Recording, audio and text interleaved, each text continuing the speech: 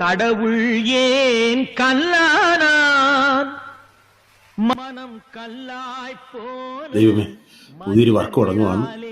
കൂടെ ഉണ്ടാവണം. എല്ലാം നാക്കും തുമ്പെടുത്ത് വരണം, തെറ്റാതെ. അനുഗ്രഹിക്കണേ.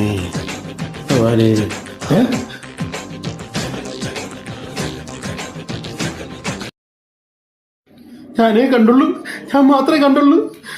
ഞാൻ മാത്രമേ കണ്ടുള്ളൂടാ. എന്നാ ദൈവം ഇപ്പൊ ഇവിടുന്ന് ഇറങ്ങി അങ്ങോട്ട് പോയി. ദൈവോ? എനിക്ക് വയ്യ. ടെൻഷൻ അടിക്കാതെ ഇരിക്കേ. എന്നെ പ്രശ്നം എന്നാ അത് പറ. എടാ, കൈരളിയിലെ പുതിയ സീരിയലുണ്ടല്ലോ, അവിടുത്തെ പോലെ ഇവിടെയെന്നുള്ള ഞാനൊക്കെ ചെയ്ത സീരിയല്. അതിനകത്ത് ഞാൻ ഇന്ന് ജോയിൻ ചെയ്യുമായിരുന്നു. അപ്പം അമ്പലത്തിൽ വന്ന് പ്രാർത്ഥിക്കാന്ന് വെച്ച് പ്രാർത്ഥിച്ചത്. അപ്പൊ ഒരു ചോറ്റുപാത്രം പിടിച്ചുകൊണ്ട് ദൈവം ഇറങ്ങി അങ്ങോട്ട് പോയി. ദൈവം ചോറ്റുപാത്രമായിട്ട് പോയെന്ന്. എന്റെ ചേട്ടാ, ഇത് ഷൂട്ടിങ്ങിന് വേണ്ടി ഉണ്ടാക്കിയിട്ടിരിക്കുന്ന അമ്പലമാ, അല്ലാതെ ഇത് ശരിക്കുള്ള അമ്പലം അല്ല. അത് ആ പുള്ളി ഞാൻ എവിടെയോ കണ്ടിട്ടുണ്ടാ. അണ്ണ ഉച്ചയ്ക്ക് ഉണ്ണാൻ വേണ്ടി ഇരുന്ന ആഹാരം വിളമ്പി തന്നില്ലേ, പ്രൊഡക്ഷനിലെ അണ്ണനാത്.